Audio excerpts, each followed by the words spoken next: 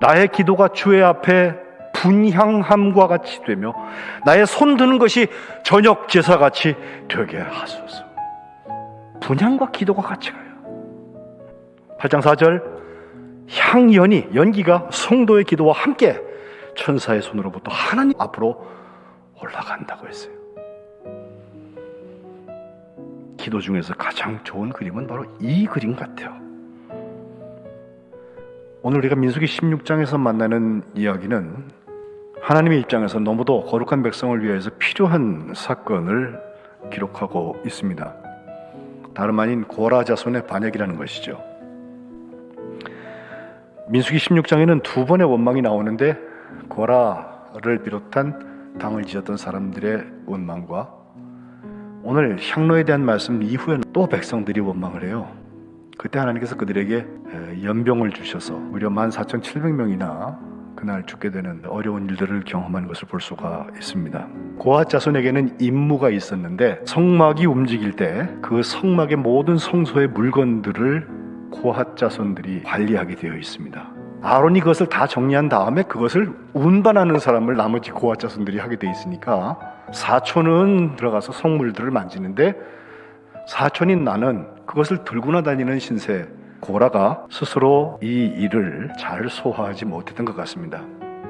출애굽기 30장에 나오는 분향단의 이야기, 아론이 1년에 아침 저녁으로 2번씩 하나님께 향을 드려서 하나님을 기쁘시게 하는 그런 제사의 한 방법이라고 생각이 됩니다.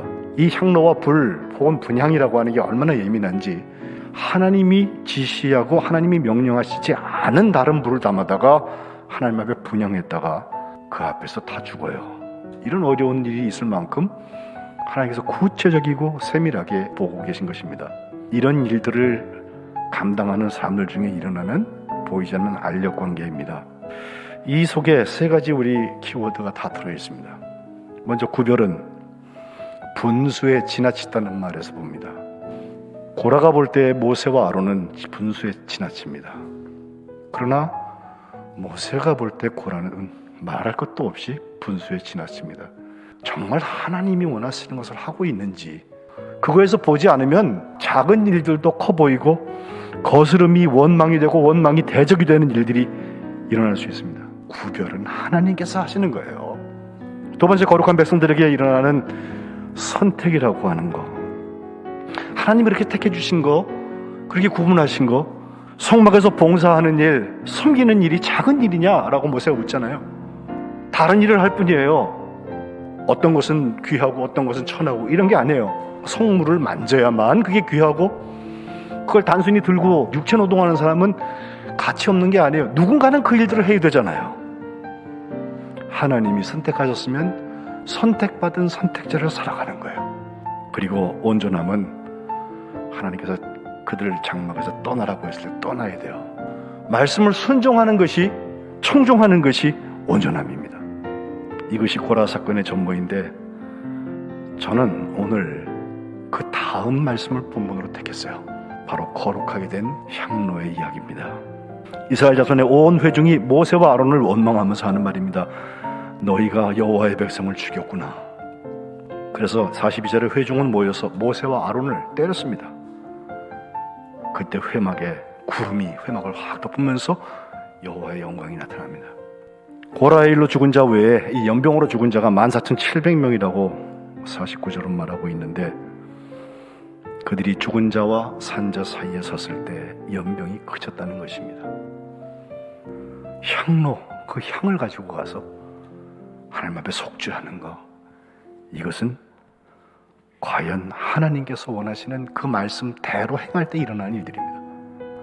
저 온전 부분 있잖아요. 하나님의 말씀이면 순종하는 것. 이 훈련은 누구나 해야 돼요. 이것을 위하여서 우리의 기도가 필요합니다.